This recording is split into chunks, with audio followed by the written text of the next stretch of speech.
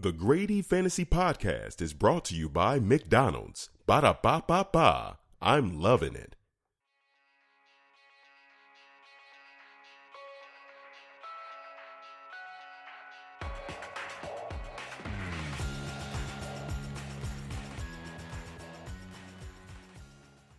You like that? Did you like that plug-in I put in? McDonald's doesn't sponsor me. I mean, they don't. And I knew that, but I thought, hey, maybe if I put this in, it'll make me sound a little legit, you know? So I put it in just in case someone actually does listen. I mean, I have no views, no listeners right now. This is the first podcast I've ever done. But you know what? If I put the plug in at the beginning and someone was listening to it, they would think to themselves, oh, man, this dude's legit. Like, he knows what he's talking about. McDonald's is sponsoring him. Why would McDonald's sponsor me? You never know, though. You never know. This is another one that could actually work. Brought to you by Walmart. You don't know what Walmart's doing. All you know is Walmart has a lot of money. That's all you know. Walmart has money. McDonald's has money. Walmart has money too. They could be giving small amounts of sponsorship money to random podcasters who talk about relevant things, but they're probably not. But they could. But they're not. But they could. Now, anyway, I'm just playing, everybody. What's going on? My name is David Grady. I'm actually a fantasy football player. Just to give you some information about me. A fantasy sports player, to be honest. I play all three major sports in America: football, baseball, and basketball. I don't know about baseball yet, but I think I could do this at least once, maybe twice a week for football and basketball. Just to give you an update about certain things that I take note of. And it could help you. It may not help you, but it could help you. And it probably won't, because I'm talking to hypothetical zero people right now, like hypothetically zero. Like, it's not even a true zero. It's a hypothetical zero. So technically, I'm like -1 views right now. But anyway, just some things that I notice, I pay attention to, that maybe you don't, or maybe you do. You might do enough research to be successful in the league that you're in, or the leagues that you're in. But this is just something that helps me to kind of not be over the top, because I never really finish first in any league, but it helps me to stay competitive. And that's the big thing, is to stay competitive, because if you're not competitive, you get complacent. And when you get complacent, you just don't care anymore. So it's just good to stay competitive and stay in a league and, stay close to the top if you're not going to be at the top, and take it seriously, because that's what guys like. Guys like that in fantasy football and basketball or whatever sport they're in, just to be consistent enough to be competitive. Don't make it easy for me to win this league. I don't want to win it because you gave up. I want to win it because you put forth your efforts, and I put mine forward, and I beat you, fair and square. So this is just something that could help you in the process. And like I said, I've been playing for about 4 or 5 years, to give a little more information from my background. Live in North Carolina. I'm about 20 minutes from its state capital in Raleigh, if you really care to know. And like I said, it's just me giving random thoughts, random ideas out there. And maybe you could do it too, and it might bring you success. But odds are, if I start getting some viewers, even though I don't have any right now, some listeners to this podcast, I might start getting some feedback through email and stuff like that, probably about how much I suck. But anyway, that's a part of the game, so here we go. Anyway, fantasy football is about to get started. And I just had my first draft. So the things that I'm going to be talking about pertain to the leagues that I'm in. And let me describe the leagues that I'm in. The one league that I just drafted for, it has a quarterback, 2 running backs, 3 wide receivers, a tight end, 2 flexes, 2 defensive players, a defense, a kicker. So it has pretty much everything. I probably won't talk about a lot of defensive side of it. I think defense is a toss-up, and it can give you tackles, sacks, interceptions, fumble recoveries. And, in some leagues, it's worth more than others. In some leagues, it's not even worth anything. So I won't talk about many defensive things when it comes to fantasy. But what I will talk about are the flexes, options that you could use, maybe some news out there that you're not aware of about certain players. I don't know. In another league, it's just standard. I have quarterback, 2 running backs, 3 wide receivers or tight ends, and defense, kicker, basic standard league. Very vanilla. In the basketball league that I'm in, it's rotisserie or roto. And rotisserie is just really a categorized way of scoring. So it's almost like a balancing act, because you have certain categories. You have points, rebounds, assists, field goal percentage, free throw percentage. All of that plays a role in your overall score. And the higher you are in those rankings, the higher your score will be, because it's a cumulative score based on all those categories and what position you're in. So they add it up and you get a total score, which equals your total rank. So I'll be doing something based on rotisserie, and baseball is the same as that. I don't like really doing head-to-head. That's just not really my style. I don't like head-to-head in basketball. Don't like it. I can't stand it. But anyway, those are the leagues that I'll be talking about, maybe giving a little bit, a minute amount of insight in. And we'll get started right now. Been doing some research, and I have my trusty tablet here. Let me go ahead and open it up. Been doing some research, and the research that I do is probably nothing different than what you do. It's just some things I pay attention to. It might be an article that you didn't see that I did that actually gives insight into maybe what you will want, matchups, stuff like that. And I found something that was really interesting, though. I did. Let me go ahead and get to it. It happened. It was on a website. It was a website that's a major sports website. I'm not going to mention the name or the person who wrote the article because they're not paying me right now. If they want me to mention their website, their name, their magazine, they better pay me. But magazine, website, you know what it is. Anyway, there was an article about 11 days ago or something like that. And it was talking about the best cornerback units in the league. And then it gave the best cornerback units, which equals the worst matchups for teams this season in fantasy. But it gave the best cornerback units this year. And I was surprised by a lot of them, to be honest. And there's a division here. And it's going to be highlighted. There's a certain division, the NFC East, that has a lot of teams in worst matchups and best cornerback units. So the NFC East might be a wash-up this year. It might be kind of bad this year. Not saying that scoring isn't available. But what I'm saying is it could be harder to score in that division this year. You never know because some of the matchups are actually pretty tough. But let's just read the list. I only put 10 down. The best cornerback units in the league. You got the Giants at 1, Cardinals at 2, Broncos, Redskins at 4, Packers 5, 6 Bengals, 7 Bills, 8 Patriots, 9 Vikings, 10 Texans. Now, I was really surprised at the Giants being number 1. I don't really pay attention, but now that I think about it, they actually have had very solid cornerback matchups for a while now. But I was actually really surprised at the Redskins. I know they acquired Josh Norman, and Breeland is actually doing pretty well too. But I was actually surprised that they were 4 on the list. I was really surprised at that.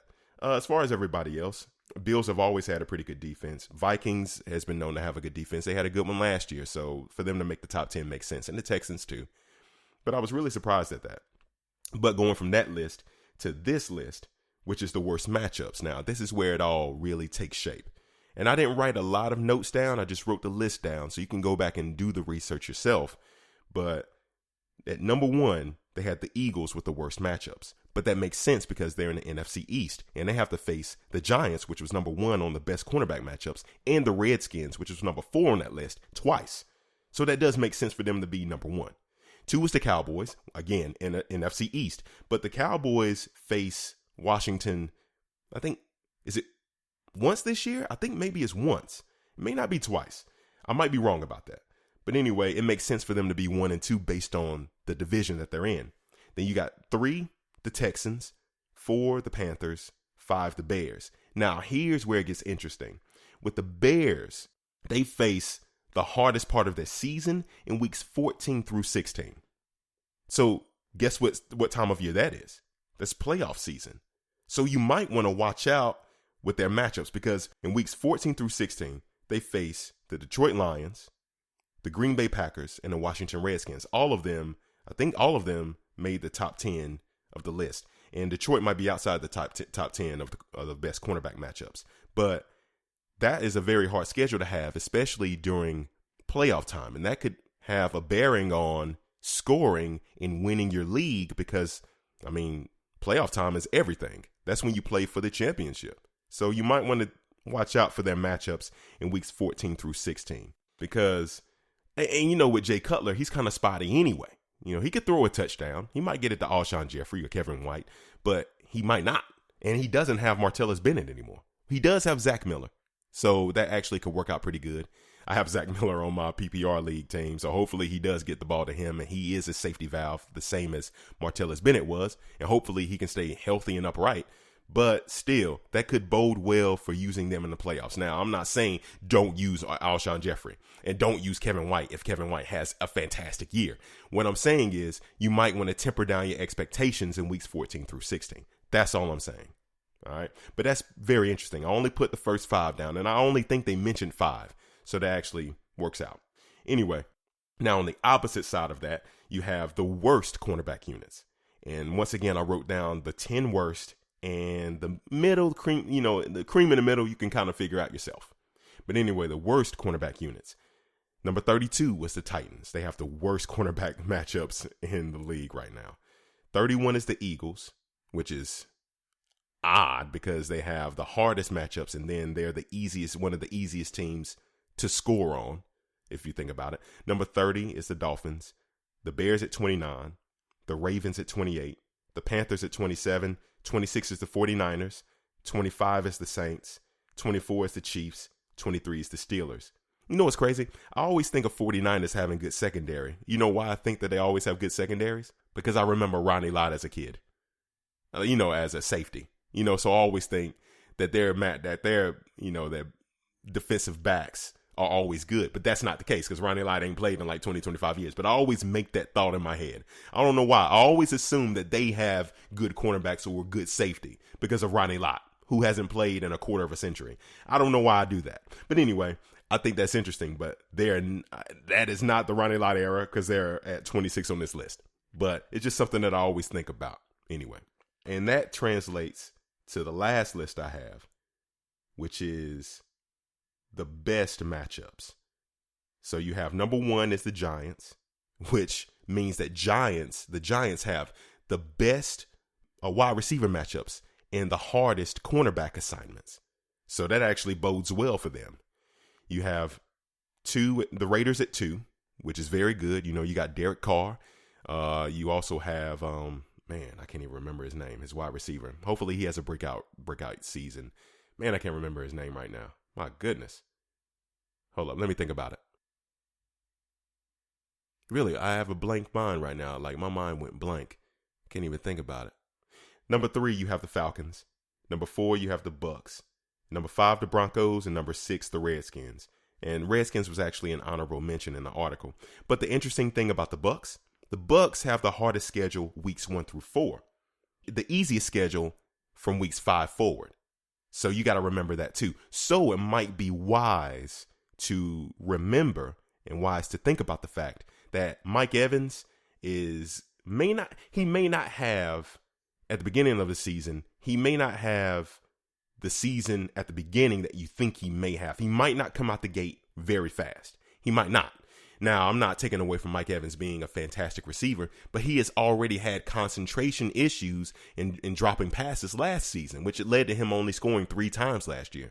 So he might not be as fast out the gate as you would hope that he is, but hopefully, as the season progresses, he'll get stronger. He'll have better matchups. He'll have better stats. So you might want to be patient with him.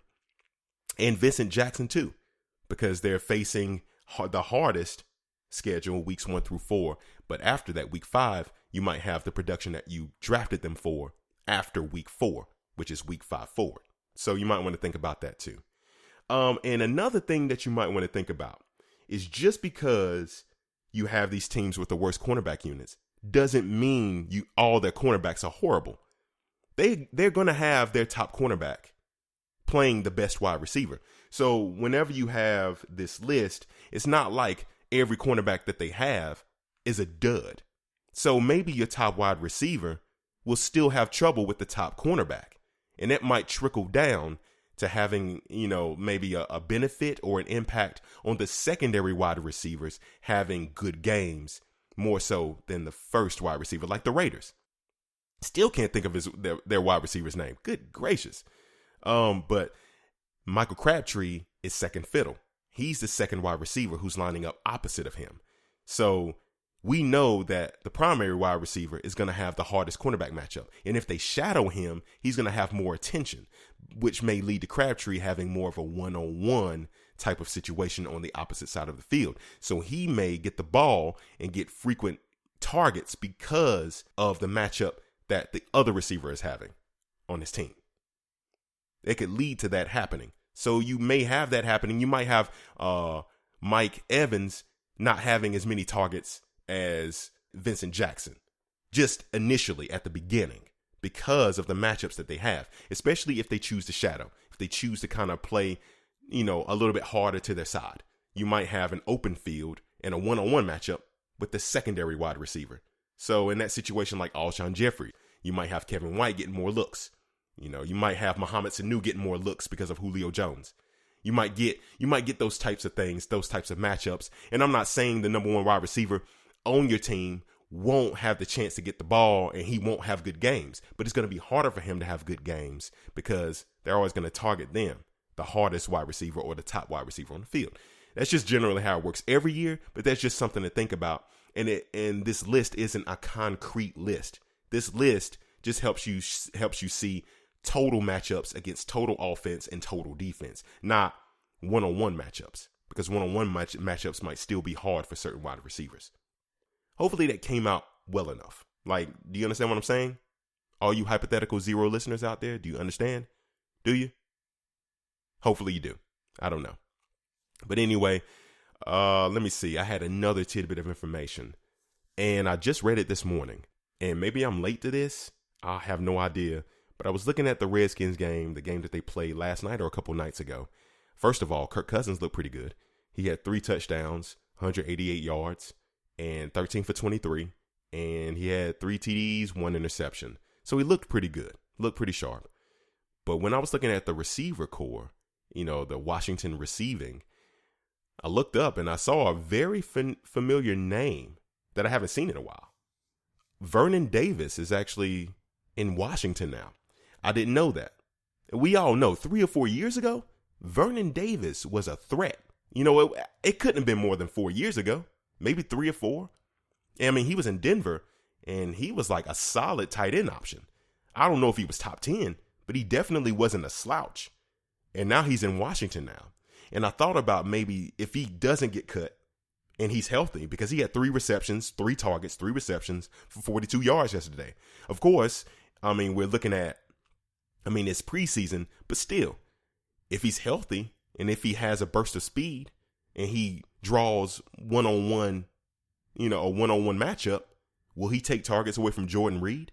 It's just something to think about. That was another tidbit of information that I saw earlier today that I thought, man, I didn't know that. I'm a diehard Redskins fan, but I really didn't know, and he slipped under the radar with me, definitely. And I don't know how long he's been there. He might have been there for a long time. I'm not sure.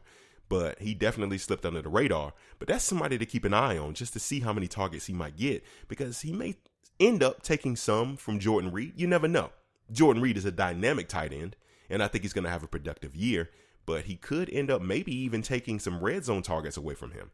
Because if people pay too much attention to Reed, which they will, that's going to leave Vernon Davis with a 2 tight end setup with a one-on-one matchup. So he could burn his opponent. He could, his defender. Just throwing that out there. Anyway, that's all I have today. Thank you for listening, all you hypothetical zero listeners out there, to my first podcast. If you have any questions, any comments, email me at grade.e.fantasy@gmail.com. grade.e.fantasy@gmail.com. And I definitely look forward to reading all the hypothetically zero emails I'm going to be receiving, all hypothetically zero comments and questions. I look forward to hypothetically not answering them. Hopefully this tidbit of information actually helped, and see you next time. Peace, y'all. Amari Cooper. God, I finally remembered his name. Amari Cooper, people, the wide receiver for the Raiders. Dang. Anyway, see y'all later.